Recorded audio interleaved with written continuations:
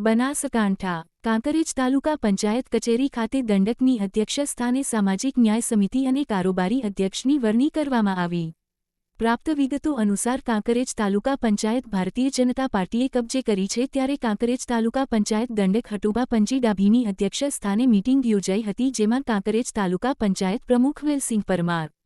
તાલુકા વિકાસ અધિકારી નરેશભાઈ ચૌધરી, પૂર્વ કાંકરેજ તાલુકા ભાજપ મહામંત્રી અમરસિંહ સોલંકી, કોપ સભ્ય બાબુભાઈ સોલંકી, પૂર્વ સરપંચ જીવનભાઈ મિયાસનિયા, પૂનમસિંહ ડાભી, કૈલાશબા અમરસિંહ સોલંકી, પારસિંહ સોલંકી, સોમભા સોલંકી, વિપક્ષના નેતા આશાબેન દેસાઈ સહિત 9 સભ્યો હાજર રહ્યા હતા. ત્યારે સૌથી અગત્યની બાબત વિશે વાત કરીએ તો કાંકરેજ તાલુકા પંચાયત અધ્યક્ષ અને ન્યાય સમિતિના ચેરમેનની ચૂંટણીમાં કોંગ્રેસનો એક પણ સભ્ય હાજર રહ્યા ન હતા